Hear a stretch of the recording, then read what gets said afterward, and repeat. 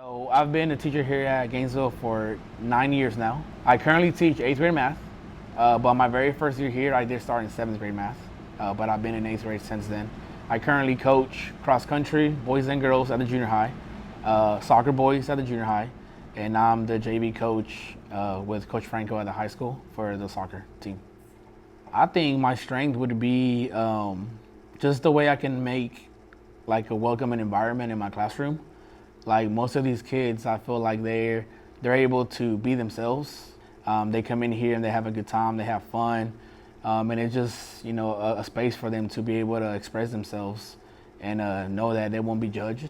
I think that's one of my biggest strengths. Like they can come in here and know that I'm gonna care for them, even if they may be very low in on the math part. I believe in them. I think that plays a big role. Like if they honestly can say that Coach B actually cares about me as a person, not just as a student, but he sees my struggles and he tries to be there, pushing me to be the very best that they can be. Because I hold my students to a high standard.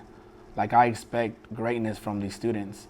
And I feel like a lot of these kids that I've had, they normally work twice as hard in my class than in other classes, simply because they know I care about them and they just don't want to let me down. Like, I think that's what it comes down to. And they'll never understand this, but they have no idea how I appreciate that from them. Like that speaks volumes, and I'm always going to be thankful for that.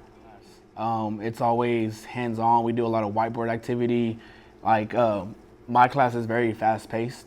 Sometimes they may not even think they're learning math or me teaching them a new skill, because they just have, they're having fun, they're being engaged. So I just created, I look at the standards, I look at what type of questions they're gonna get on tests.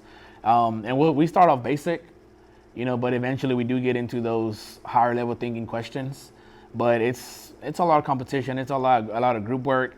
But at the end of the day, they still end up doing their independent work. And then whenever we have TEAC checks on Fridays, and then the CBAs, like they demonstrate that they know what they're doing. Like I had a class this last TEAC check that I had 100% of the students pass and 100% of those students mastered, which I think it was the first time this year that I had a class, get 100% on both columns, passing and mastering.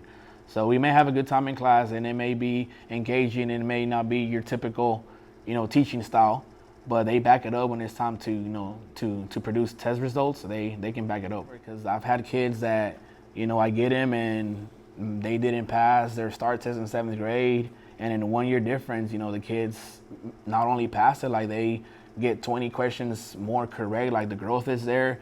I got kids that go from not passing to mastering.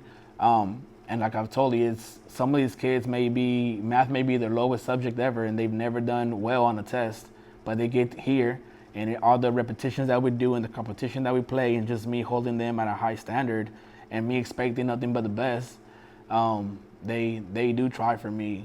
Like I said earlier, I'm always going to be grateful for that.